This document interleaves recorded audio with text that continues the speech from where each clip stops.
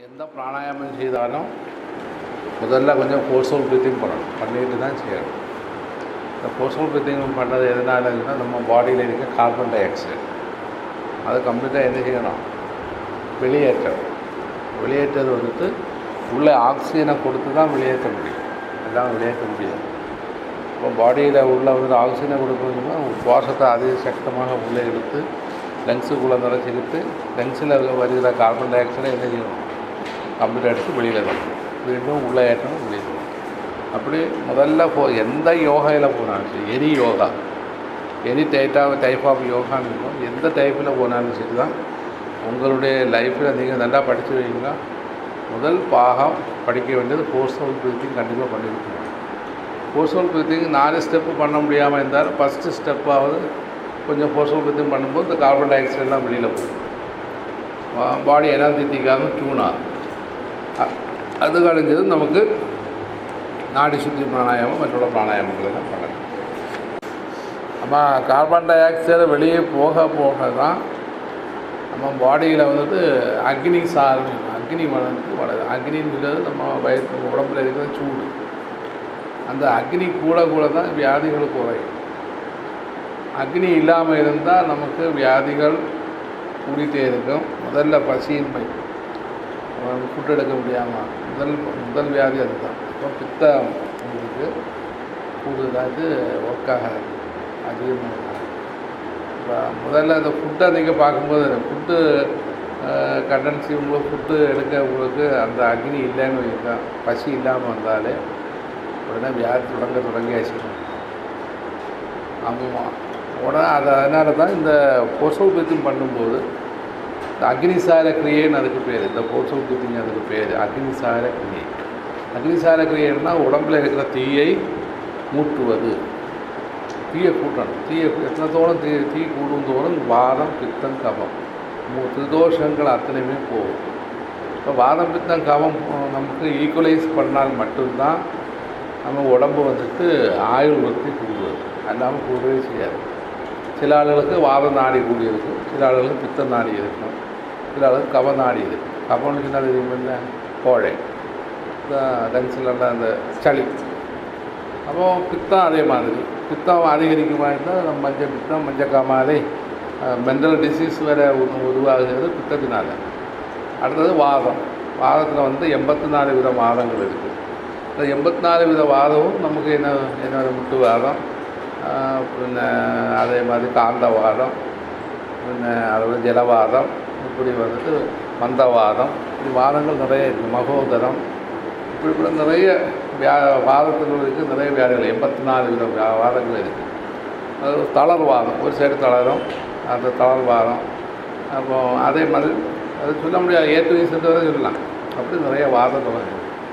பித்தம் அதே மாதிரி 18 விதத்தில் உள்ள கப தோஷங்கள் இருக்குது. மொத்தம் 248 வியாதி உடம்பில் உள்ள. இந்த 248 வியாதியும் உங்களுக்கு குணமாகணுமாக இருந்தால் மருந்தினால் நீங்கள் குணாக்கிறதை விட நம்மளுடைய பிராண இயக்கத்தினால குணமாகும். பிராணன் அது கழிச்சு ஃபுட்டு, நல்ல ஆகாரம். நல்ல ஆகாரம்னா கொஞ்சம் இறைச்சியும் மீனும் முட்டையும் வச்சு சாப்பிடுறதெல்லாம் நல்ல ஆகாரம். கூடுதல் நம்ம பாடியில் பச்சையாக எத்தனத்தோடு உங்களுக்கு பச்சையாக சாப்பிட முடியுமோ, நேச்சுரல் ஃபுட்டுன்னு நேச்சுரலாக நீங்கள் எத்தனத்தோடு ஃபுட்டு நீங்கள் சாப்பிட முடியுமோ அத்தனத்தோடு உங்களுக்கு வியாதி குறையும். அந்த ஃபுட்டு நீங்கள் எடுக்காமல் வரும்போது உங்களுக்கு பிரச்சனைகள் கூடும். அது இந்த மிருகங்களெல்லாம் பார்க்கும்போது யானையெல்லாம் உலகத்தில் வந்துட்டு யானை தான் பெருசும், கொஞ்சம் ஆரோக்கியம், 100 வயசு வரை வாழும். அந்த யானை என்ன சாப்பிடுது, அதனுடைய ஃபுட்டு வந்துட்டு வெந்த வகையாக சாப்பிட்றது, காட்டில் வந்துட்டு பச்சையாக தான் எல்லாமே இருக்குது. நம்ம ஆண்டவன் நமக்கு தந்திருக்க வயறுன்னு சொல்வது மேக்சிமம் பச்சையாக சாப்பிட்றதுக்கு உள்ள வயரை தான் ஆண்டவன் தந்திருக்கான். அது நம்ம சாப்பிடாமல் நம்ம என்ன செய்கிறோம், எல்லாமே கறிகள் பொரியல் எல்லாம் வச்சு நம்ம சாப்பிட்டே இருக்கோம். சாப்பிட வியாதிகள் கூடிட்டே இருக்கும். அப்போ இதுக்கு காரணம் என்ன, இதுக்கெல்லாம் ஒரே ஒரு காரணம் அக்னி. நம்ம ஜடராக்னின்னு சொல்லுவோம். வயிற்றில் இருக்கிற அக்னி நமக்கு கம்மி. வயிற்றில் அக்னி கம்மியாகும்போது கிடைக்கிற ஃபுட்டெல்லாம் என்னாக மாறும், அது வந்துட்டு ஓல்டு ஸ்டாக் ஆகிட்டு மாறும். அதோட எனர்ஜி எல்லாம் ஓல்டு ஸ்டாக் ஆகி என்ன செய்யும், பித்தம் அதிகரிக்கவோ வாதத்தை அதிகரிக்கவோ அல்லட்டா கபத்தை அதிகரிக்கவோ செய்து உங்களுக்கு வந்துட்டு சுகரு ப்ரெஷரு ஹார்ட் ப்ராப்ளம் அது இதுன்னு சொல்லிட்டு எல்லாமே. ஏன்னா யோகா அதாவது ஹடயோகம் யார் செய்கிறாங்களோ அவங்களுக்கு இந்த வியாதிகளே வராது. ஹடயோகம் செய்கிற எந்த ஆத்மாவுக்கும் வியாதிகள் வராது. அதனால தான் யோகிகள் என்ன செஞ்சுருக்காங்க, அஷ்டாங்க யோகம் என்று இந்த உலகத்திலே பெரிய நமக்கு கிடைச்சது பெரிய பொக்கிஷன்னு சொல்வது அஷ்டாங்க யோகம். நமக்கு இந்து தர்மத்தில் கிடைச்சதுக்கு பெரிய பாக்கியம். அந்த அஷ்டாங்க யோகத்தில் யமா நியமா ஆசனா பிராணாயாமா பிரத்யாகார தாரணா தியானம் சமாதி இந்த 8 அங்கங்கள் இருக்குது. இந்த 8 அங்கங்களும் நம்ம டெய்லியில் ப்ராக்டிஸ் வரும். முதல்ல பிராணாயாமம் வருது, ஆசனங்கள் வருது. ஆசனங்கள் வந்து உங்களுக்கு நிறைய ஆசனங்கள் தராது வந்தால் எல்லாம் நம்ம உடம்பு வந்துட்டு அதுக்கு ஒத்து வராது. வயறு இருக்கும், கை கால் தடுப்பு எல்லாம் இருக்கிறதுனால உங்களுக்கு ஆசனங்கள் ஒன்றும் ஒத்து வராது. அதனால் ஆசனம் 3 ஆசனம் தான் நாங்கள் சொல்லியிருக்கோம். ஒன்று என்ன, ஸ்திரமான சுகமான ஆசனம்னு சொல்லியிருக்கோம். ஸ்திரமான சுகமான ஆசனம் என்றால் என்ன, நம்ம சுகமாக இருப்பது தான் ஆசனம். அப்போ இது சுகாசனம். இப்படி 2 காலை இப்படி மடக்கி இருக்குது சித்தாசனம். இப்படி மடக்கி வச்சுருக்க பத்மாசனம். பத்மாசனத்துலலாம் உங்களால் இருக்க முடியாது. அதனால் நீங்கள் சுகமாக இப்படி இருக்கீங்க, நட்டல் மட்டும் நிமிர்ந்துருக்கணும். அதனால் சேர் தான் நமக்கு பெரிய ஆசனம். ஏதாசனம்? சேர் தான் பெரிய ஆசனம். அப்படி நமக்கு இருக்கலாம். இதுதான் நம்ம கரெக்டாக பஞ்சுவலாയിട്ട് நம்ம കാലത്തും അന്തിക്കും എംടി സ്റ്റൊമക്കിൽ അതിലോ സാധനം ചെയ്യണം. അതുപോലെ ചായ കാപ്പിയെല്ലാം ഒഴിവാക്കുന്നത് നല്ലത്. அப்படி சாய குடிச்சிருந்தாலும் பால் தனியாയിട്ടുம் தேயிலை தனியாയിട്ടുம் சாப்பிடும். சாயக்கு பகரம் தேயிலை எடுங்க. தேயிலை ரொம்ப நல்லது. ஏன்னா பால் அது சேரும்போது அது விஷமாக மாறும். தேயிலையாக இருந்தால் ஒன்றும் இல்லை. ஏன்னு சொன்னால் தேயிலை ஒரு ஆள் சாப்பிடுமா இருந்தால் அவனுக்கு ஹார்ட் ப்ராப்ளம் வராது. அதில் காப்பி எடுக்கக்கூடாது. காப்பி போட்டுட்ட காப்பி பாய்சனாக கஃபீன் நம்ம பாடியில் பாய்சன் கண்டிச்சு கூடுதலாக. அது சொல்ல தேயிலை அவனுக்கு நல்ல ஆரோக்கியத்தை தரும். அது சாப்பிட்லாம். க்ரீன் டீ சாப்பிட்லாம், தேயிலை அதை எடுக்கலாம், இதெல்லாம் எடுக்கலாம். ஏன்னா பால் தனியாச்சு காய்ச்சி நீங்கள் நிறைய குடிக்கும் ஒரு பக்கம் இருக்குது. ஏன்னா தேயிலை தனியாகிட்டு சாப்பிடுங்க. தேயிலையும் காப்பியும் கூட பால் கூட மிக்ஸ் பண்ணால் என்ன ஆகும், அதனுடைய விஷாம்சங்கிறது அது மாறும். அதுக்கு என்ன சம்பந்தம்னா நாடி தளர்ச்சின்னு சொல்லுவோம். அது ஒரு வியாதி. நாடிகள் எல்லாமே தளர்ந்து விடும். அதனால தான் உங்களுக்கு வந்துட்டு திடீர்னு நம்ம இப்படியே தூக்கம் மறைச்சதில் ஒரு சாயை கிடைச்சா கொண்டாடி சொல்லியிருக்கு. உடனே ஒரு சாயை குடித்தோம்னா டக்கான அலர்ட் ஆகும். அலர்ட் ஆகி ஒரு அரை மணிக்கு கழித்து மீண்டும் அதை விட சோர்வு உங்களுக்கு உடனே கிடைக்கும். சோர்வு கிடைக்கும் போது மீண்டும் என்ன செய்வீங்க, மீண்டும் நீங்கள் சாயை குடிப்பீங்க. மீண்டும் அலர்ட் ஆகும். மீண்டும் அதை விட மிச்சமான சோர்வு அடையும். இப்படியே அடைந்து வரும்போது என்ன ஆகணும்னு சொன்னால் நாடி தளர்ச்சி தான் உங்களுக்கு கிடைக்கும் தவிர அந்த சாயில் உங்களுக்கு ஒன்றுமே கிடைக்கும். ஏன்னா தேயிலை அப்படியே இல்லை. தேயிலை நீங்கள் சாப்பிடும்போது நாடிக்கு உன்மேஷம் கிடைக்கிறதோடொப்பம் உங்களுக்கு வந்துட்டு ஹார்ட்டுக்கு ஒரு குணம் உண்டு. ஹார்ட்டில் தேயிலைக்கு அதனுடைய கசப்பு தன்மையத்தும் காரத்தன்மையத்தும் சொல்லும், ஒரு கவர்ப்புன்னு சொல்லும். அந்த கவர்ப்பு வந்துட்டு நம்ம ஹார்ட்டுக்கு நல்லது. அப்போ அந்த கவர்ப்பு தன்மையத்தை உள்ளே இறங்கும்போது நம்ம ஹார்ட்டு உடனே புத்துணர்ச்சி கொடுக்கும். அப்போது நம்ம தேயிலை குடிக்கவே ஆக்டிவேஷன் ஆகும். அதுக்கு உதாரணம் நம்ம நடுகாடுகளெல்லாம் கிடக்கவங்க கூடுதல் தேயிலையை தான் சாப்பிடுவாங்க, சாயை சாப்பிட மாட்டாங்க. அது சாயை எடுக்கிறத விட நம்ம யோகா செய்கிறவங்க தேயிலை எடுக்க உங்களுக்கு ப்ராப்ளம் வராது. ஏன்னா காப்பி பொடி ஒரு கிலோ யூஸ் பண்ணாது. நர்வஸை வீக்னஸில் கொண்டு வரும். தூக்கம் அதிகரிக்கும். தூக்கம் அதிகரிக்கிறது ஒரு யோகிக்கோ ஒரு போகிக்கோ சேர்ந்ததல்ல. ஓவரால் சோர்வு உண்டாகும். சோர்வு வரும்போது நமக்கு வியாதிகள் கூட தான் செய்யும். அப்போ பாடியில் எப்போவுமே ஒரு ஆக்ஷன் இருக்கணும், ஒரு ஆக்டிவேஷன் வரும். அதுக்கு கரெக்டாக நம்ம இது சாப்பிட்றது. இது செகண்ட் வந்து இந்த நம்ம இதில் வந்து யமா நியமானு சொல்லி நம்ம இப்போ கலியுகத்தில் யாருமே பூர்ணமாக செய்ய முடியாது. யாருன்னா அகிம்சையாக இருக்கணும். அகிம்சையாக இருக்கும்போது ஒரு துண்டு மீன் சாப்பிடணும்னு ஆசை வரும். நீ சாப்பிடாமல் இருக்க முடியுமா? முடியாது. அப்போ நம்ம அகிம்சையை சொல்லி என்ன பிரயோஜனம்? அதில் அகிம்சையாக இருக்கணும். அது மாதிரி சத்தியமானும் சத்தியம் செய்யணும். இந்த கலியுகத்தில் சத்தியம் நிலநிற்குமா? சத்தியம் செய்துள்ளவனுக்கெல்லாம் அடியாக கும்பம் கிடைக்குது. அப்போ என்ன ஆகும், ஓரளவில் சத்தியம் செய்ய சொல்லலாம். அது கழித்து அடுத்த இன்னொரு ஆளுடைய பொருளை நம்ம மனதினாலேயோ நினைவினாலே எடுக்கக்கூடாது. அது சரி நமக்கு சாதிக்குமா? இப்போ கணவன் வந்துட்டு 50 ரூபா வச்சுருக்கான், நம்ம வந்துட்டு அதில் 25 ரூபா எப்படியாவது அவர் பைசா தரமாட்டார், எப்படியாவது மோட்டிக்கணும்னு சொல்லி கண்டிப்பாக நம்ம எடுக்கிறதான் செய்யும். அப்போ அது நமக்கு யோகைக்கு ஒத்து வரும். அதனால் நியமங்கள் குழு நமக்கு தேவையில்லை, விட்டுடுவோம். அடுத்த ஆசனம் நமக்கு சுகமான ஸ்திரமான ஏகமான ஆசனம். எப்படி இருந்தாலும் நட்டல் வந்துருக்கணும், அதுதான் ஆசனம். அதில் இந்த நட்டலுங்கிறது ஒரு இல்லையா, நட்டலுங்கிற அர்த்தம் என்ன, முதுகந்தண்டு க்ளீனாக நேரம் வந்துருக்கணும், ஆசனம். அடுத்ததாக வந்துட்டு பிராணாயாமம், அதுதான் இதாக சொல்லிக் கொடுக்குறது. இதில் பிராணாயாமத்தில் 2 ஸ்டெப்பு, 2 3 ஸ்டெப் இருக்குது. ஒன்று கடயோக பிராணாயாமம், அது வந்து ராஜயோக பிராணாயாமம், அடுத்ததாக லயயோக பிராணாயாமம். 3 பிராணாயாமத்தில் பிராணாயாமம் இருக்குது. இப்போ முதல்ல கடயோக பிராணாயாமம், உடம்பை சுத்தப்படுத்தினா மட்டும்தான் அடுத்த யோகைக்கு போகணும், ராஜயோகத்துக்கு வரணும். அதனால தான் 3 ஸ்டெப்பு அவங்க சொல்லியிருக்காங்க. இது ஃபஸ்ட்டு ஸ்டெப்பு நீங்கள் படிக்கிறது. அப்போ கடயோக பிராணாயாமங்கள் கண்டிப்பாக பண்ணணும். மூச்சு பயிற்சி அதான் நான் திருமூலரே சொல்லியிருக்கேன். திருமந்திரம் படிச்சிருக்கீங்களா? கண்டிப்பாக திருமந்திரம் வீடுகளில் வாங்கி வைங்க, அது அத்தனை யோகா டெக்னிக்ஸ். அதில் அவர் என்ன சொல்லுவார், இடது கலையில் பிராணனை வாங்கி அதை கும்பித்து வலது கலை வழி பிராணனை விட்டு வலது கலை வழி பிராணனை வாங்கி கும்பித்து இடது கலை வழி விடுமாயிருந்தால் அவனுக்கு யமனை வெல்லலாம். யமனை நமக்கு வெல்ல முடியும். யமன் சொன்னால் யார்?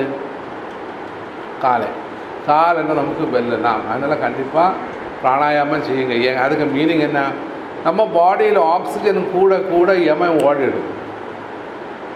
ஆக்சிஜன் குறைய என்னாகும், யமன் ஓடத்துக்கு நேரமே வந்துடும். வியாதிகளுக்கு உற்பத்தி எங்கே?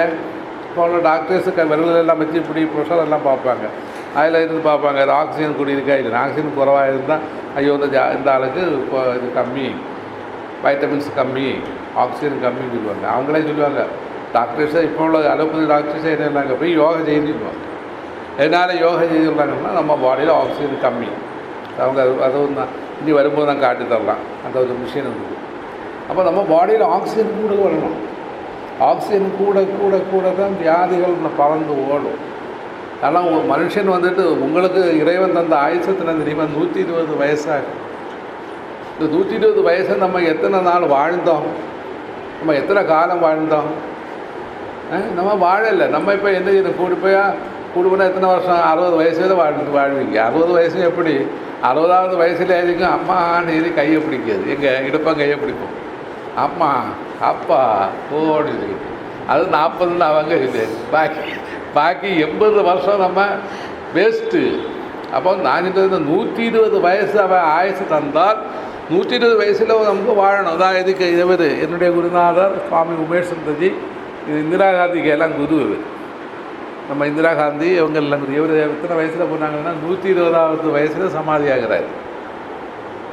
அப்போ வயசு நமக்கு சமாதியாக முடியும். அதுக்கு அவங்க சொல்லியிருக்க யோகா பயிற்சியை மட்டும் பண்ணால் போதும். பொதுவே யோகையினுடைய நோக்கம் என்ன, ஆயுள் விருத்தியை கூடுவது. ஆயுள் விருத்தி எதுக்காக கூட்டணும்? ஒரு ஆளை கொல்லதுக்கு வேண்டியோ இல்லை நம்ம இந்தியாவில் வந்துட்டு யுத்தம் பண்ணி ஜெயிக்கிறதுக்கு வேண்டிய ஒன்றும் இல்லை ஆயுள் விருத்தி கூட்ட சொல்லுது. நம்ம வந்துட்டு இறைவனை நினைப்பதுக்கு வேண்டி தான் ஆயுள் விருத்தியை கூட்டுறோம். கர்மத்தை பூர்த்தியாக்குவது. இப்போ இதுனால ஆயுள் விருத்தி கூடும். ஆயுள் விருத்தி கூடணுமாயிருந்தால் பிராணனை ஜெயித்தால் மட்டும்தான் ஆயுள் விருத்தி கூடும். பிராணன் என்ன, சுவாசம். இந்த சுவாசத்தை ஜெயிக்க வேண்டும். சுவாசத்தை எப்படி ஜெயிக்கணும்? சுவாசத்தை கும்பித்து ஜெயிக்க வேண்டும். கும்பம்னா என்ன, சுவாசத்தை உள்ள ரிட்டென்ஷன் பண்ணி நம்ம என்ன செய்யணும், ஆயுசை கூட்டணும். ரிட்டென்ஷன் பண்ண நம்ம செல்லுகள் எல்லாம் என்ன ஆகும், ஆக்சிஜன் கொண்டு நிறையும். ஆக்சிஜன் கொண்டு நிறைந்து கழிஞ்ச பின்னா அதுக்கு என்ன வேலை இருக்கா? வியாதி என்பதே நமக்கு வியாதி உருவாக்குது என்ன, கார்பன் டை ஆக்சைடு. நம்ம பாடியில் நம்ம சுவாசத்தை பார்க்கணும், சுவாசம் நீளத்தில் போகுமா இருந்தால் அந்த நீளத்தில் போகிற சுவாசம் தான் நமக்கு வியாதியை உருவாக்குற சுவாசம். அதுக்கு தான் மூச்சு பயிற்சி ஆச்சு நம்ம மூச்சு பயிற்சி பண்ண இருக்குது. உள்ளே இருக்கிற ஆக்சிஜனை உள்ள நிறைய ஏற்றவும், வெளியிலேருந்து உடனே கார்பன் டை ஆக்சைடை வெளியில் விடும். அப்படியே எடுத்து விட்டு வரும்போது ஆக்சிஜன் கண்டென்சி கூடிட்டே வரும். கூடன்னா பாடி இதெல்லாம் துலங்கும். ஏன்னா என்னுடைய பழைய ஃபோட்டோவை நான் காட்டித்தரேன், கூட்டு வரேன்.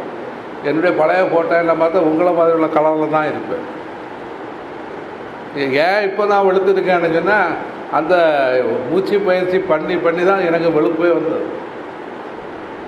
கிளாமர் சாமின்னு பேர் போட்டதே எனக்கு காரணமே இந்த மூச்சு பயிற்சி பண்ணால தான். பழைய ஃபோட்டோ பார்த்தா கருகலாக தான் இருப்பேன். எனக்கு அம்மை அப்படின்னா இவங்களுக்கு தெரியும், இங்கே பார்த்துக்கும்போது எல்லாம் ஆளு கருப்பாக தான் இருக்காங்க, பெரிய வெளுப்பு கலர் ஒன்றும் கிடையாது. அதில் மூச்சு பயிற்சியினுடைய ரகசியம் நம்ம பாடியில் ஆக்சிஜனை ஏற்றுவது தான்.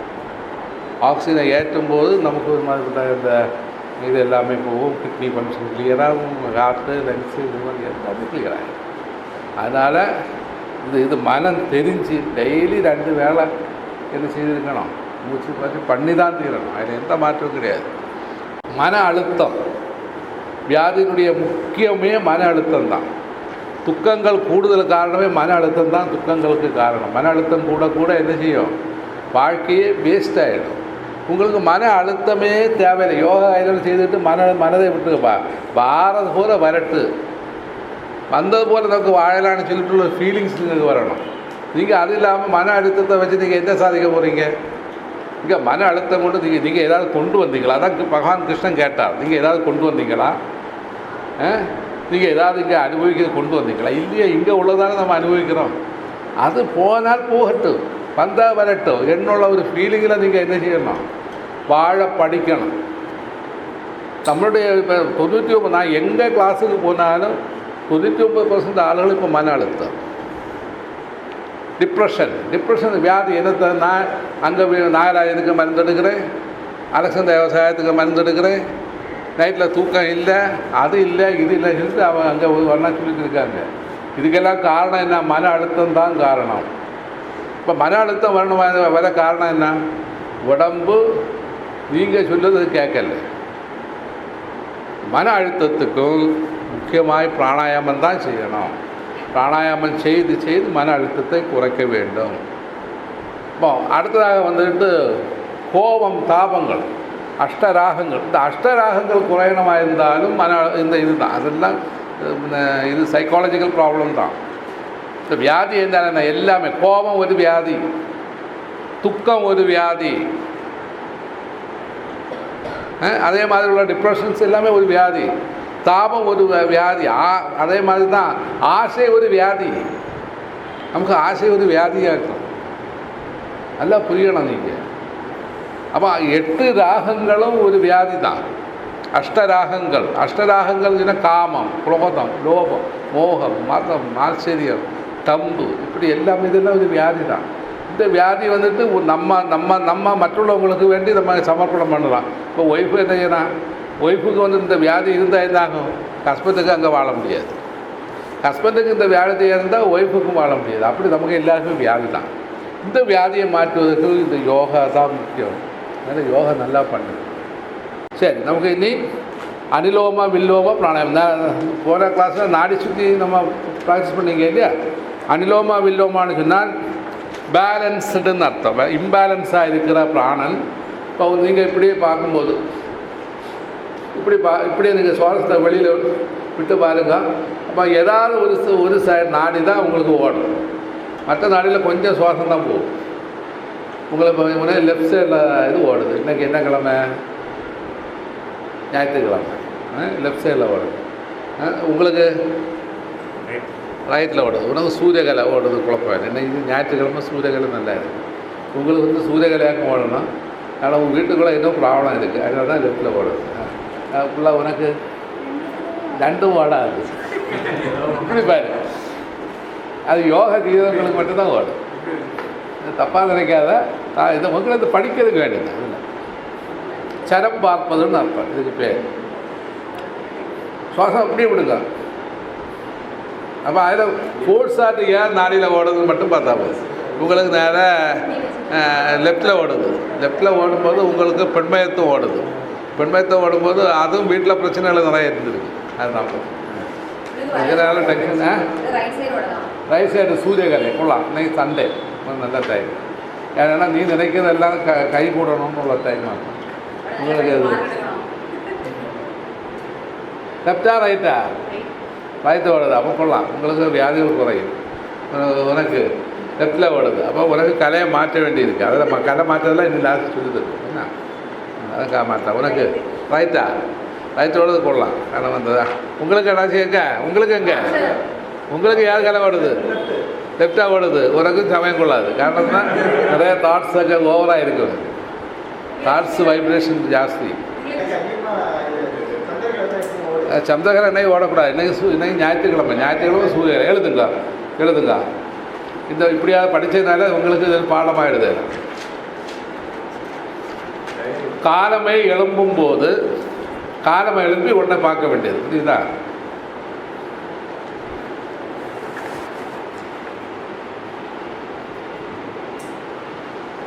காலமை எழும்பும் போது கலையை பார்க்க வேண்டும் இது சந்திரகலை சூரியகலை கலையை பார்க்க வேண்டும் கலையை பார்க்குங்கன்னா எப்படி பார்க்கணும் நான் காட்டியிருந்தாச்சு எப்படி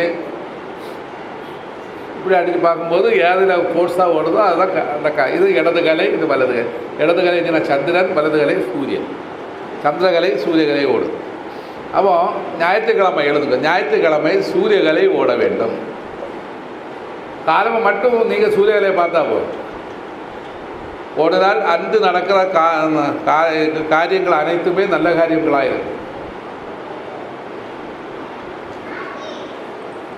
நாடி சுத்தி பிராணாயமாக பண்ணும்போது இதெல்லாம் படிச்சிருக்கணும் நாங்கள் அதை எழுதி தரல உங்களுக்கு சொல்லி தர வேண்டியது இதெல்லாம் பப்ளிக்காக சொல்லக்கூடாது சாஸ்திரம் குருநாதர் அதில் நாங்கள் இதெல்லாம் எழுதாதது அடுத்த லெசன்ஸில் இதெல்லாம் வரும் அப்போ முதல்ல வந்துட்டு சண்டே வலது நாடி ஓடினால் எல்லா காரியங்களும் மங்களமாயிடும் ஒரு காரியம் இல்லை A to Z வரைக்கும் அப்படி தான் ஓடணும் ஆயுள் விருத்தி கூடும் அது திங்கட்கிழமை இடது கலை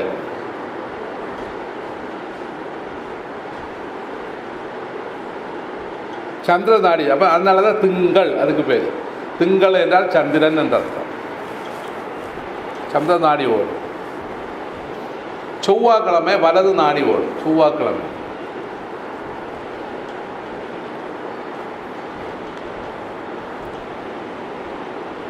புதன்கிழமை இடது கலை இடது நாடி ஓட வேண்டும்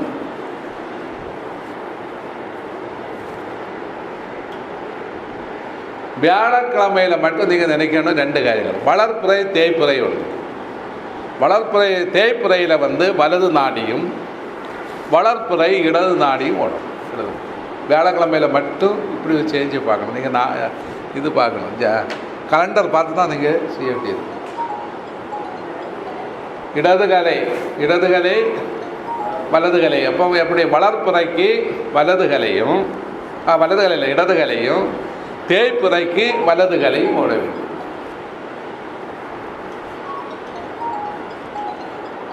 வெள்ளிக்கிழமை இடது கலை சனிக்கிழமை வலது கலை ஞாயிற்றுக்கிழமையும் வலது கலை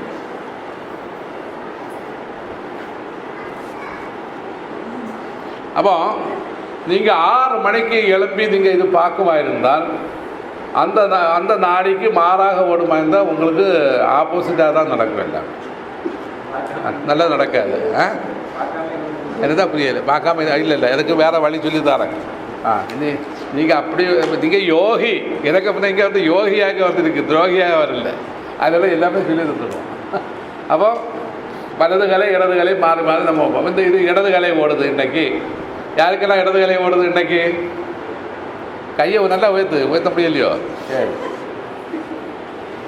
அப்போ இடது கலை ஓடுது ஓகே தானே அப்போ நீங்கள் என்ன செய்யணும்னா வலது கலை ஓட வைக்கணும் இங்கே பாருங்க இப்படி ஒரு துணியை நீங்கள் துணி மட்டும் இல்லை பண்புள்ள வயசான கிழவரெல்லாம் ஒரு டயரி ஒரு பையை எப்படி தூக்குவாங்க புரியுதா அதே மாதிரி உங்களுக்கு இப்போ இடது கலையாக ஓடுது இது வலது கலையில் ஓட வைக்கணும் அப்போ என்ன செய்யணும் இடது கலை ஓடுற கலைக்கு கையை இப்படி உயர்த்தி இது செய்யணும் யோகி இப்படி வைப்பான் நீங்கள் இப்படி வச்சுட்டாங்க எப்படி இந்த கையில் கொஞ்சம் கை இந்த ஏந்தி வந்துடும் இல்லையா இப்படி கஷ்டத்தில் இருக்குமா இருந்தால் ஆட்டோவில் என்ன செய்யும் வலது கலையில் இது ஓடணும் அவன் இடது கலை ஓடிட்டு இருந்தால் வலது கலையில் ஆக்குமா இருந்தால் நேரம் ஆப்போசிட் இடது கையை உயர்த்தணும் அதே சமயத்தில் இப்போ வலது கலை தான் ஓடுது அவங்க இடது கலையில் மாற்றணமாக இருந்தால் இப்படி ஓட வைக்கணும் புரியுதா இது நல்லா புரிஞ்சு வைங்க. ஆப்போசிட் தெரியல. அதாவது அரை மணிக்கு உங்களுக்கெல்லாம் வந்து யோகா ஹை லெவல் செய்யவங்களுக்கு 5 செகண்டுக்குள்ளே மாறும். அதே டைமில் இந்த யோகா கொஞ்சம் செய்கிறவங்களுக்காக இருந்தால் ஒரு 10 மினிட்டு வச்சு தான் போதும். இப்படி கொண்டு நடந்தாலும் போதும். ரொம்ப ஆட்டோவில் மாற்றம். அப்படி மாறி தான் நீங்கள் வீட்டிலேருந்து வெளியிறங்கி என்ன காரியமும் செய்ய வேண்டியுள்ளது. அது நல்ல காரியங்கள் எல்லாம் நடக்கும். புரியுதா? இனியும் செய்ய வேண்டிய காரியங்களெல்லாம் நம்ம அடுத்த இதை சொல்லி தருவேன். இது முதல்ல இந்த பாடம் படிங்க. நாடி சுத்தி பிராணாயாமம் பண்ணவங்க அடுத்த ஸ்டெப்பாக படிக்க வேண்டியது தான். அப்போ இடதுகளை இப்போ இடதுகலையிலேருந்து வலதுகலைக்கு ஓட வைக்கிற மாதிரி இருந்தால் லெஃப்ட் சைடில் கையை மாதிரி இருந்தால் வலது சைடில் போகும். அதுக்கு வேண்டியதான் யோகி என்ன செய்கிறான், வாசி கோல் என்று ஒரு கோல் இருக்குது. இப்படி ஒரு பொருளை வச்சுருக்கான். தண்டம், அதான் வாசிக்கோல் அதுக்கு பேர். அவன் இப்படியே வச்சுருப்பான். அவன் இந்த கலை ஓடும். இப்படி வச்சிருந்தால் இந்த கலை ஓடும். அதெல்லாம் கையில் ஒரு கம்பை எடுத்தவொடனே சன்னியாசின்னு நினைக்காதுங்க. சன்னியாசி எதுக்கு அந்த கம்பை வச்சுருக்கான்னு சொன்னால் இது ஓடுது. அதே மாதிரி இங்கே பாருங்க, கால், இந்த கால் நான் பொக்கி வச்சிருந்தால் இந்த கலை ஓடும். இது வலது கால் தானே, வலதால் பொக்கி வச்சிருந்தால் இடது கலை ஓடும். நேரம் திருப்பி வந்தது இடது கால் பொக்கி வச்சிருந்தா என்ன செய்யும், வலது கலை ஓடும். அதான் புரியும். இதெல்லாம் வந்துட்டு உங்களுக்கு கொஞ்சம் நல்லா ப்ராக்டிஸ் பண்ணி வரும்போது உங்களுக்கே புரியும் என்ன செய்யணும். அதில் கண்ணை திறந்து அப்படியே இருக்கும்போது வலது கண்ணில் மனம் வந்தால் வலதுகளை ஓடும், இடது கண்ணில் மனம் வந்தால் இடதுகளை ஓடும். அப்போ நீங்கள் என்ன செய்யணும், கை எப்படி தேய்க்கணும், தேய்ச்சிட்டு இப்படியே சூடை கொடுக்கணும். கண்ணில் சூடை கொடுத்துட்டு இந்த கண்ணை தான் என்ன செய்யணும். இப்போ நம்ம இது ஓடணும் வைங்க, இந்த கண்ணையே கான்சன்ட்ரேஷன் கொடுத்தா ஓடும். இத்தனையும் படிக்கும்போது தான் நாடி சுத்தி பிராணாயாமம் கரெக்டாகுது. புரியுதா? நாடிகளை சுற்றி, நாடி ஏதெல்லாம் சந்திர நாடி, சூரிய நாடி, இந்த 2 சுஷும்னா நாடி, 3 நாடிகள் இருக்குது. இந்த 3 நாடிகளும் 2 நாடியை சுத்தப்படுத்தும் போது மற்ற நாடு தானாகவே சுத்தி ஆகும். புரியுதா? இது நல்லா புரிஞ்சது இல்லையா இந்த விஷயம்? இது ரொம்ப சீக்ரெட்டாக வச்சுருங்க. வாசி யோகம் பழகும்போது இந்த கண்டிப்பாக இது பண்ணியிருக்கணும், இது ப்ராக்டிஸ் பண்ணியிருக்கணும். செகண்ட், இதை வச்சு ஜோதிஷங்கள் எல்லாம் இருக்குது, ஜோதிடம் இருக்குது. இப்போ ஒரு உதாரணம், இதெல்லாம் நம்ம வெளியில் குழுவில் வரக்கூடாது, நாங்கள் கிளாஸ் மாறி போயிடும். அதனால் இதை கொஞ்சம் சின்னதாக சொல்லுதான். இப்போ பொம்பளைகள் வந்து ஒரு ஒருத்தி கர்ப்பிணியாக இருக்கா. நான் ஒரு ஜோல்சியம் என்கிட்ட வந்துட்டு கேட்குறாங்க, சாமி இந்த புள்ள ஆணாக இருக்குமா பெண்ணாக இருக்கு? அவள் வந்துக்கிட்டு என்னுடைய இடது வசம் வரவும் இடது கலையும் ஓடுமாயிருந்தால் அவள் வயிற்றில் வருவது பெண் குழந்தை, அதில் எந்த சந்தேகமே வேண்டாம். இல்லை, இவள் வலது வசத்தில் வந்து வலது கலையும் வலது நாடியும் ஓடுமாயிருந்தால் என்னாச்சு, அது ஆண் குழந்தை. என்னுடைய நடுவசத்தில் இருந்து இடதுகளையும் வலதுகளையும் மாறி ஓடுமாயிருந்தால், பெண்ணுக்கு இடதுகளை ஓடும், எனக்கு வலதுகளை ஓடுமாயிருந்தால் இரட்டை குழந்தை. இப்படி நிறைய நியமங்கள் எல்லாம் உண்டு. இதுக்கு மாறாக ஓடினால் ஆரோக்கியம் கம்மியான பெண் குழந்தைன்னு சொல்லுவோம். இப்படியெல்லாம் வரும். அதெல்லாம் ஜோதிஷத்தில் ஓடி அதெல்லாம் இருக்கும். இதை வந்து நிறைய படிக்க இருக்குது. என்ன காரணம், நீங்கள் வந்துட்டு 6 மாதம் படித்தாலும் தீராத்த காரியம்தான். இதுக்கு சரநூல் சாஸ்திரம் இதுக்கு பேர். இதுக்கு பேர் என்ன, சரநூல் சாஸ்திரம். இதை வச்சு பிஸ்னஸ் காரியங்கள். இன்றைக்கி வந்துட்டு அம்பானி அதானி எல்லாம் கொடிஷன் ஆனான்னு நம்ம துக்கப்பட வேண்டிய தேவை ஒன்றும் இல்லை. அவங்க எல்லாம் நிறைய ஜோதிஷமாரை வச்சுருக்காங்க. நல்ல யோகி மாறணும். சாதனை செய்யாமல் வெளியே இறங்க மாட்டாங்க. அவங்க வீட்டுக்குள்ளேயே கோவிலை கட்டி பூஜை பண்ண போகிறோம். பூஜை இல்லை, பூவை வாரி போடுறதில்லை அவங்க வேலை. கரெக்டாக 1 மணிக்கோ 2 மணிக்கோ யோகா கையில் செய்வாங்க. செய்த பிறகு இந்த காரியங்களெல்லாம் படிச்சுட்டு தான் அவங்க வெளியிறங்குது. இப்போ பிஸ்னஸில் ஜெயிக்கணுமாயிருந்தாலும் என்ன செய்யணும், திசையை பார்க்கணும். எந்த திசையில் போகிறோம், எந்த ஆளை பார்த்தா நமக்கு அதுக்கு விமோசனம் கிடைக்கும்னு அதிலெல்லாம் வரும். இதெல்லாம் அந்த வாட்சியோகம் படித்தா தான் வரும். படித்து நம்ம ப்ராக்டிஸ் பண்ணால் தான் இது கிடைக்கும். அதெல்லாம் இப்போ இதுக்கு எது என்ன சொல்லி வைக்கணும்னா உங்களுடைய நல்ல நல்ல காரியங்கள் வீட்டில் இருந்தால் நிறைய காரியங்கள் நல்ல காரியங்கள் செய்யணும் இல்லையா. அப்போ வந்து உங்களுக்கு இது உயர்ந்து வரும். அப்போ கிழக்கு திக்காக போகும்போது வலது நாசி ஓடணும், மேற்கு திசையாக ஓடுமா இருந்தால் இடது நாசி ஓடணும், தெற்கு போகுமா இருந்தால் இடது நாசி ஓடணும், வடக்கு திசையாக இருந்தால் வலது நாசி ஓடும். இதுக்கு மாறாக ஓடினால் தோஷங்கள் உண்டாகும். சில ஆள் சொல்லுவாங்க, நம்ம காரில் போயிட்டே தான் நம்ம திருப்பதி வெங்கடாசலபதியை போய் தொழுது வர சமயத்திலே அவனுக்கு ஆக்சிடெண்ட் ஆகிடுச்சு. நம்ம சொல்ல ஒரு பெரிய வெங்கடாசலபதிக்கு பேர்லேயே நம்ம என்ன செய்ய போட்டோம், பழியை போட்டுட்டோம். பழி வெங்கடாசலபதிக்கு அல்ல, இவங்களுடைய நாடி மாறாக ஓடினால் காதகன் உடனே வருவான்னாக்கு. காதகன் சொன்னால் யாரு? இது நான் சொல்லலை, திருமூலா சொன்னது. யமன் உடனே வருவான்னாங்க. அப்போ நமக்கு யமகண்டம் உருவாகுது. நம்ம ஏன் வந்துட்டு ஒரு நாளுக்கு யமகண்டன், ராகுகாலம், பின்ன சித்தி யோகம், அது இதுன்னு சொல்லி எல்லாமே வச்சுருக்கோம். எதுக்காக வச்சுருக்கோம்? அதுக்கெல்லாம் இந்த நாடி சாஸ்திர பிரகாரம் தான் வச்சுருக்கிறது. என்னால் ஒரு யோகியாக இருந்து நாடியை படிக்குமா இருந்தால் உங்களுக்கு எந்த ஆபத்தும் வராது. ஏன்னு சொன்னால் நீங்கள் உங்களுக்கு போக டைமில் என்ன செய்யும், இப்போ சில நீங்கள் வீடுகளிலே சொல்லியிருப்பீங்க, தாத்தா மாதிரி பாட்டி மாதிரி சொன்னால் மக்கா வலது கால் தட்டிச்சு பார்த்துக்கோ, இன்றைக்கி போகிற காரியம் நடக்கும்னு தோணுது. இல்லை மக்கா இடது கால் தட்டிச்சு, இன்னைக்கு போகாதுன்னு சொல்லி. பூனை வலது பக்கம் சாடிச்சு, போகாதுன்னு சொல்லுவாங்க. இடது பக்கம் சாடிச்சு போகணும்னு சொல்லுவாங்க. ஏன் எதுக்காக சொல்கிறாங்க? இதெல்லாம் நிமித்த சாஸ்திரம்னு சொல்லுவோம், சாஸ்திரங்கள். இப்போ நிமித்த சாஸ்திரத்தில் என்ன சொல்லணும்னா இந்த ராசியை தான் அங்கே என்ன சொல்லுது. இதே மாதிரி தான் பஞ்சபூதங்களை வச்சு பஞ்சபட்சி சாஸ்திரம்னு ஒன்று இருக்குது. பஞ்சபட்சிகள் கேட்டிருப்பீங்க இல்லையா? கேட்டுட்டா இல்லையா? யூடியூப்லாம் வருது. யூடியூப் வந்தால் போதாது. இந்த பஞ்சபட்சி சாஸ்திரம் இந்த யோகா பண்ணவங்களுக்கு தான் உள்ளது. யூடியூப்பில் வந்துட்டு நார்மலாக போட்டு வச்சுருப்பேன், ஜோதிஷ பிரகாரம் அப்படி வந்தால் பஞ்சபட்சி, இப்படி வந்தால் ஒரிக்கலும் இல்லை. நாங்கள் வந்துட்டு இந்த யோகா செய்யவங்களுக்கு இந்த பஞ்சபட்சியை வச்சு நாங்கள் வேலையை செய்வோம். எங்களுக்கு வேலை செய்ய தெரியும். இதில் மாந்திரிகம் உண்டும், யோகா உண்டும், தியான கிரமம் உண்டும், எல்லாமே உண்டு. அதுக்குள்ள பஞ்சபட்சியை பிடிப்பவன் அவனே சித்தனும் யோகியின் காலனும்னு சொல்லுவான்.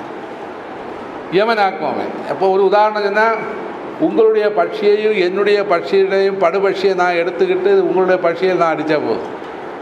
நீங்கள் எங்கே இருந்தாலும் நன்மையும் தின்மையும் உங்களுக்கு உண்டாகும். அவன் என்ன நினைக்கிறாங்க.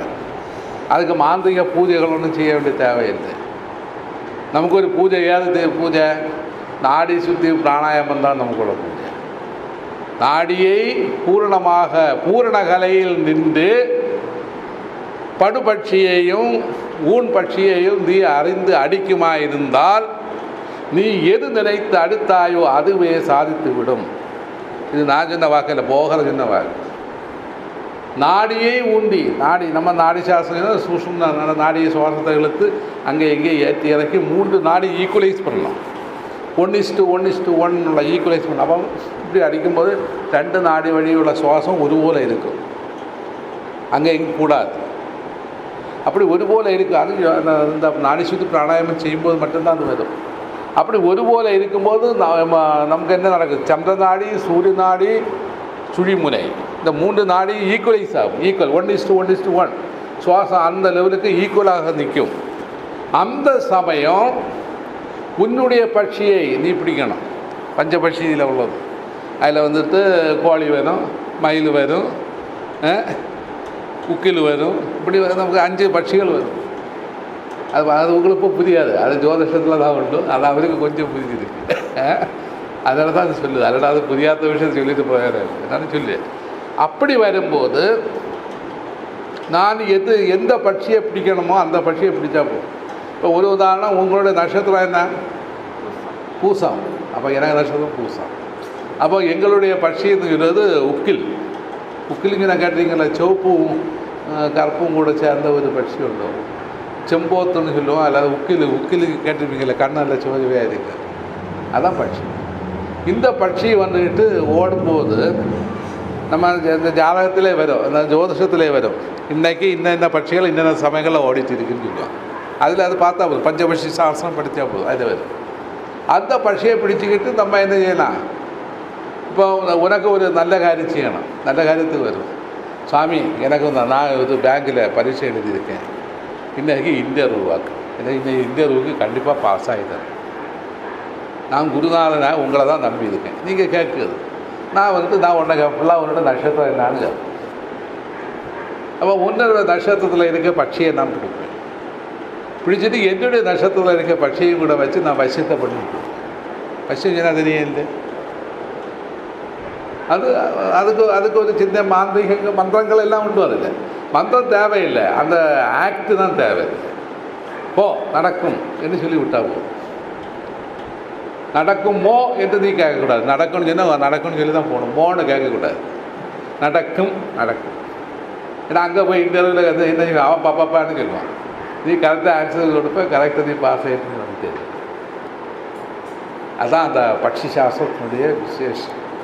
இதே மாதிரி தான் மாந்திரிய விஷயங்கள் நிறைய செய்வாங்க. ஏவலை செய்து விடுவது, அது துர்மந்திரவாதம் செய்து விடுவது, இப்படி நிறைய காரியங்கள் இருக்குது.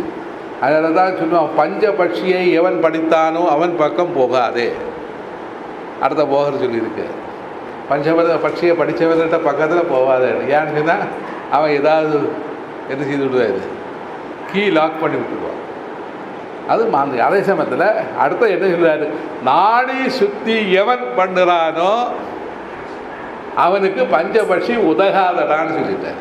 லாஸ்டில் அது சொன்ன விஷயம், நாடி சுத்தி பிராணாயாமம் எவன் பண்ணுறானோ பண்ணிக்கிட்டு இருக்கிறானோ அவனுக்கு பஞ்சபட்சி உதகாது. ஆனால் ஏன்னு சொன்னால் பஞ்சபட்சி 5 பூதங்கள், மண், தண்ணி, அது அக்னி, அடுத்த வாயு, ஆகாசம், நெருப்பு, ஆகாசம், நெருப்பு, வாயு, ஆகாசம். இந்த 5 பூதங்களில் தான் இந்த 5 பட்சிகள் இருக்குது. ஒரு நாடி சுத்தி பிராணாயாமம் பண்ணவங்களுக்கு 5 பூதங்களும் ஒரே மாதிரி ஈக்குவலைஸ் ஆகிடும். 1:1:1:1:1 1:2 ஆகிட்டுன்னு வைங்க, நீங்கள் கர்மத்தில் ஆகப்பட்டீங்க, உங்களுக்கு பின்ன கர்மயோகம் கூடிடும், லைஃபே போச்சு. அப்போ நம்ம என்ன செய்யணும், 1:1:1:1:1 என்ன ஆக்கணமாக இருந்தால் உங்களுடைய நாடியை எப்படி சுத்திப்படுத்தணும், எத்தனை தோணும் சுவாசத்தை நீட்டி எலாஸ்டிக் மாதிரி நீட்ட முடியுமோ நீட்டி மறுவழி அதே மாதிரி விடணும். இப்படி விடக்கூடாது. நீட்டுறது கொஞ்சமும் விடுறது கூடுதலுமாக இருந்தால் நாடி சுத்தி ஆகாது. இப்போ நாடி சுத்தி என்ன செய்யணும், மேக்சிமம் எத்தனை தடவை எடுக்க முடியுமோ எடுத்துட்டு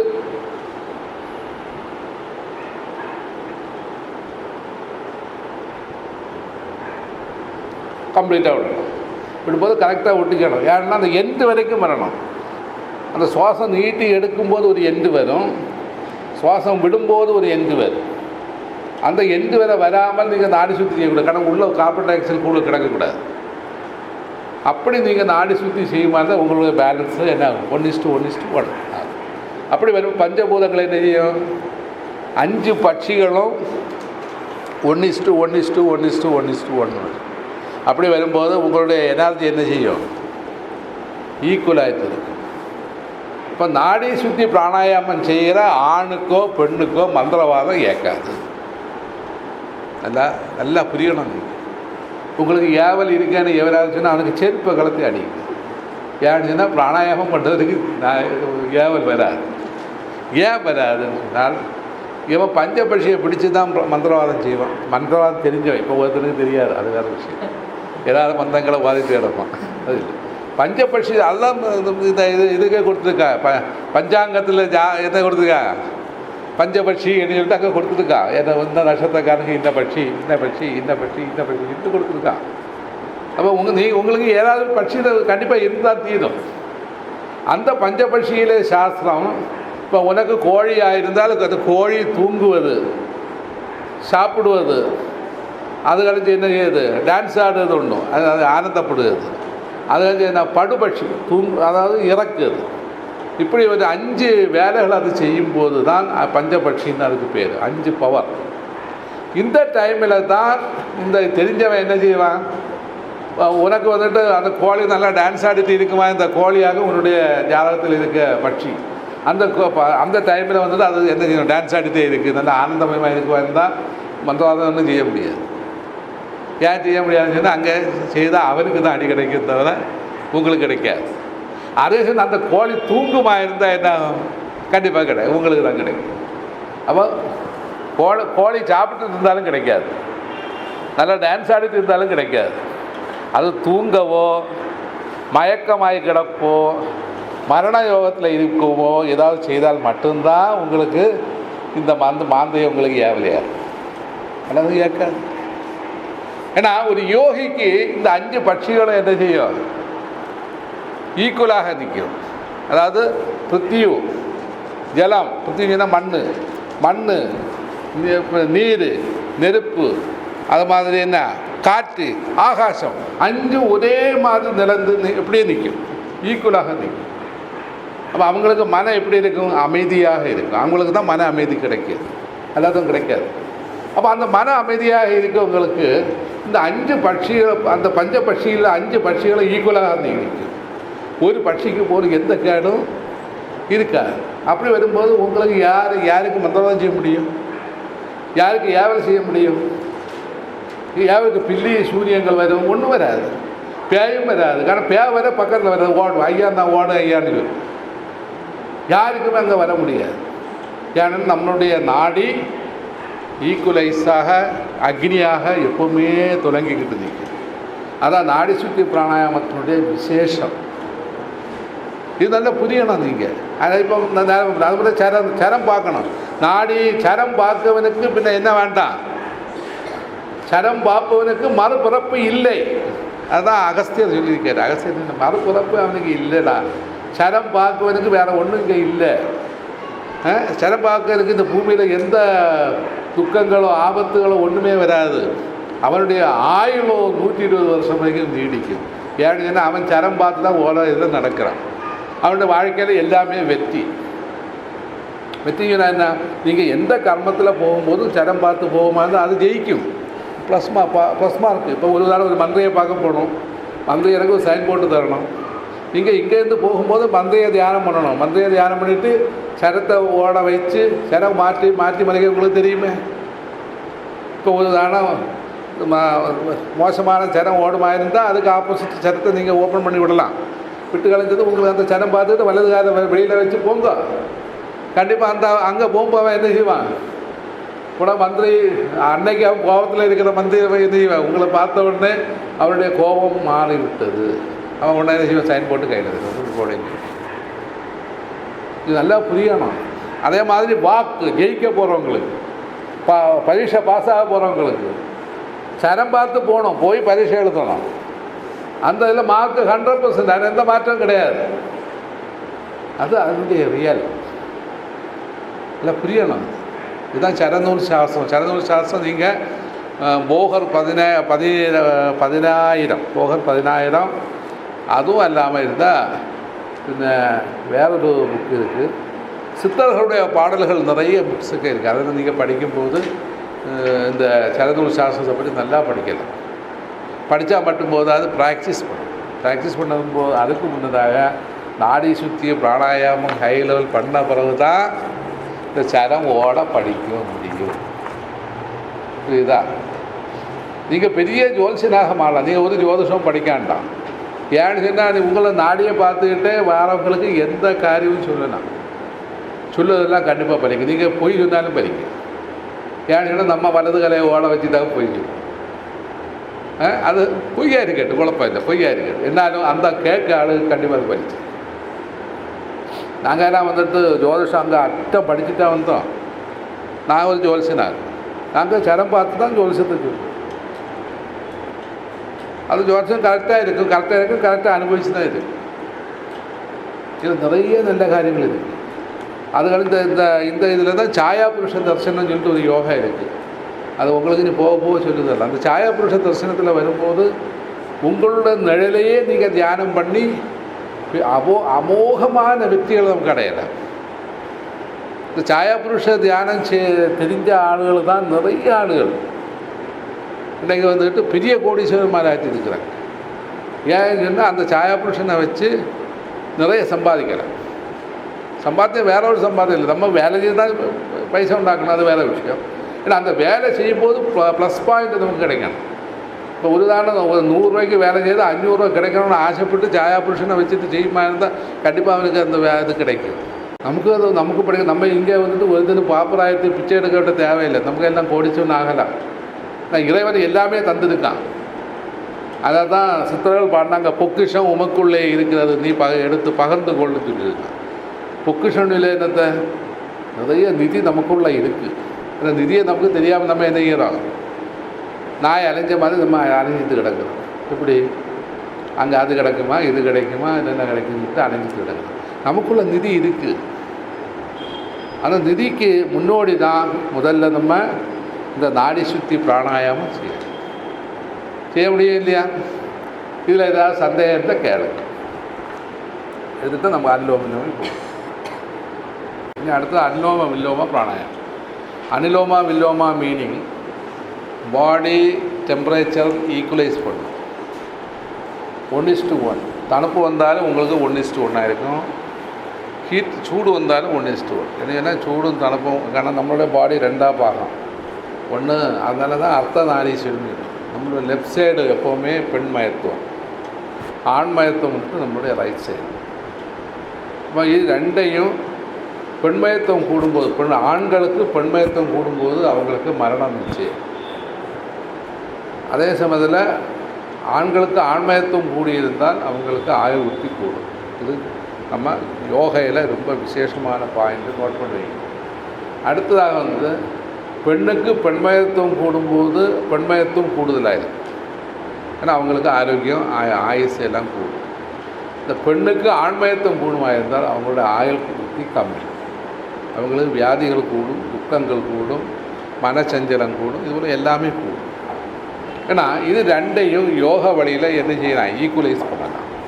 இப்போ சிவன் வந்துட்டு ஒரிஜினல் சிவனாக இருக்கும்போது சிவன் பாதி சக்தி பாதி, ரெண்டும் பாதி பாதியாக தான் இருக்கிறாங்க. நம்ம உடம்புலையும் நமக்கு லெஃப்ட் சைடு சக்தியும் ரைட் சைடு சிவன். சந்திரன் நாடி பெண்ணு, சூரிய நாடி ஆண். இது நல்லா புரிஞ்சுக்க. அலி ஏது, சந்திரனுக்கு சூரியனுக்கு இடையில ஓடுறது சுஷும்னை தான் அலி என்ற நாடி. அலி என்றால் என்ன, சுஷும்னை என்ற அர்த்தம். இப்போ இடதுகலை சந்திரன், வலதுகலை சூரியன், நடுநாடி சுஷும்னை என்று சொன்னால் அது சரஸ்வதி என்று பெயருண்டும்.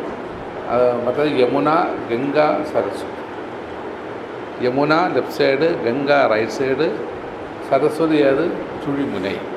இந்த 3 நாடியும் கூட சுவேணி சங்கமம் தான் புருவமத்தி, அதுதான் காசி. இந்த காசியில் தான் குளிக்க சொன்னாங்க. காசியில் இருந்தவனுக்கு மறுபிறப்பு இல்லை, காசியில் போனவனுக்கு மறுபிறப்பு இல்லைன்னா காசியிலேயே மனதை வைத்து தியானம் பண்ணுவதற்கு மறுபிறப்பு கிடையாது அவங்க சொல்லியிருக்காங்க. யார் நாங்கள் சொல்லலை, சித்தர்கள் சொல்லி. அப்போ இந்த நடுநாடி இதை புரியறதுக்கு வேண்டி தான் இந்த அனுலோமா வில்லோமா பிராணாயாமம் செய்யும்போது லெஃப்ட் சைடும் ஈக்குவலாக இருக்கும், ரைட் சைடும் ஈக்குவலாக இருக்கும், சுஷும்னையும் ஓப்பன் ஆகிடும். இந்த 3ம் ஈக்குவலைஸ் பண்ணி ஓப்பனாக இருந்தால் மட்டும்தான் இறைவனை அடைய முடியும். இறைவன் எப்படிப்பட்டவன், இறைவன் எப்படி நம்ம வாழ்த்தப்படலாம் தெரியாது. இறைவன் ஆணும் அல்லை பெண்ணும் அல்லை, அலியும் அல்லை, அப்பாற்பட்டவன் அவனே. யாருக்குன்னா பட்டணத்து பிள்ளையார் பாடுக. இறைவன் எப்படிப்பட்டவனாக இருக்குன்னா ஆணும் அல்லை, அவன் பெண்ணும் அல்லை, அலியும் அல்லை, அப்பாற்பட்டவனே. அவன் இங்கும் இல்லை அங்கும் இல்லை, எங்கும் இல்லை இங்கே தான் என்று சொல்கிறேன்.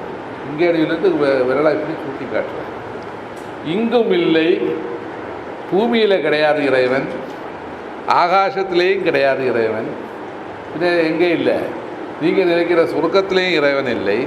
அவன் எங்கே இருக்கிறான், இங்கே இருக்கிறான், தனக்கு உள்ளே தான் இருக்கிறான் என்று அவன் பாடு. அப்போ அவன் எப்படிப்பட்டவனாக இருக்கிறான், எப்படிப்பட்டவன் எப்படிப்பட்டவன், அவன் ஆணா இல்லை, அவன் பெண்ணா இல்லை, அவன் அலியா இல்லை. ஆணும் பெண்ணு கெட்டவன் அலியா இல்லை. அப்போ ஆணுக்கும் பெண்ணுக்கும் அலியா இல்லை. அவன் எப்படிப்பட்டவன், அருள் பெரும் ஜோதியாக இருக்கிறான். இறைவன் எப்படி இருக்கிறான்? Divine light and sound.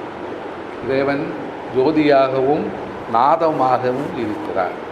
அதுக்கு தான் இந்த அனுலோமா வில்லோமா பிராணாயாமம் பண்ணும்போது உங்களுடைய பாடியை இம்பேலன்ஸாக இருக்கிற பாடியை ஒன்றில் நீங்கள் ஆணாக இருப்பீங்க, அல்லட்டா பெண்ணாக இருப்பீங்க.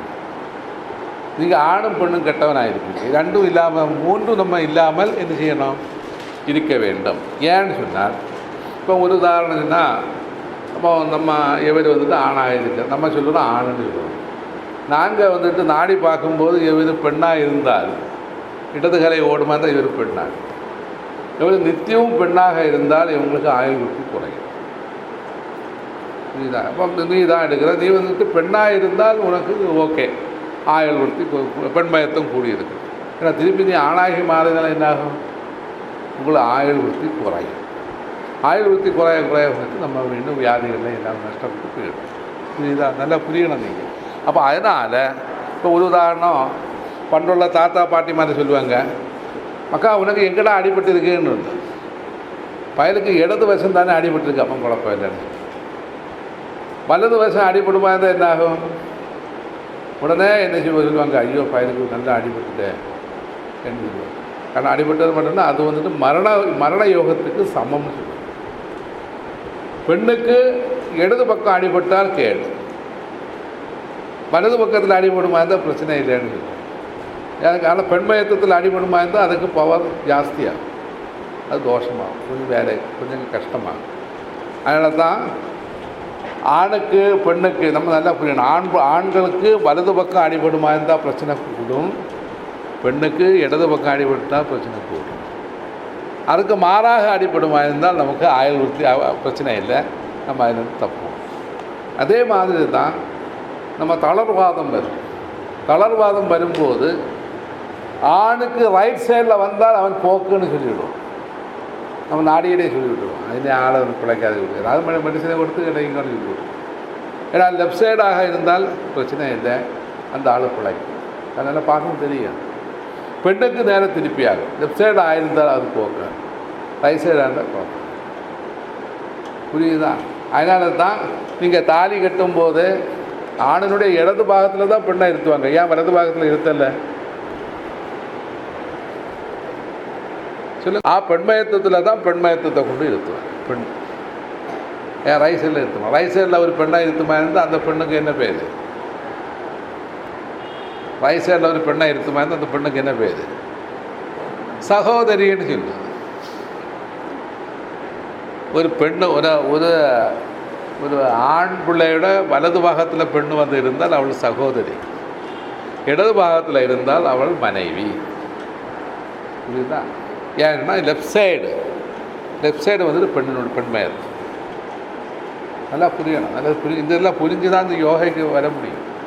அப்போ இதை வந்துட்டு நம்ம ஆண் லெஃப்ட் சைடாக இருந்தாலும் சரி, ரைட் சைடாக இருந்துச்சு. இப்போ ஒரு உதாரணம், இப்போ பெண்களுக்கு இப்போ நிறைய இடத்துல பஸ்ஸு கேன்சர்லாம் வரும். அவங்களோட வலது சைடில் கேன்சர் வந்தால் ப்ராப்ளம் கம்மி, அதை ஏதாவது எடுத்து கலைஞ்சிட்டு அப்போ ஆயுள் ஊற்றி கூடும். லெஃப்ட் சைடில் வந்தாலும் அவங்கள ஆயுள் ஊற்றி கம்மின்னு சொல்லும், ஆல் அவுட் ஆகிடும்.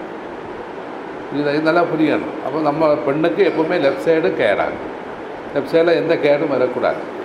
அவருடைய உயர் நாடு இருக்கிறது எங்கே? பெண்ணுக்கு இடது வசம், ஆணுக்கு சூரியன் வலது வசம்.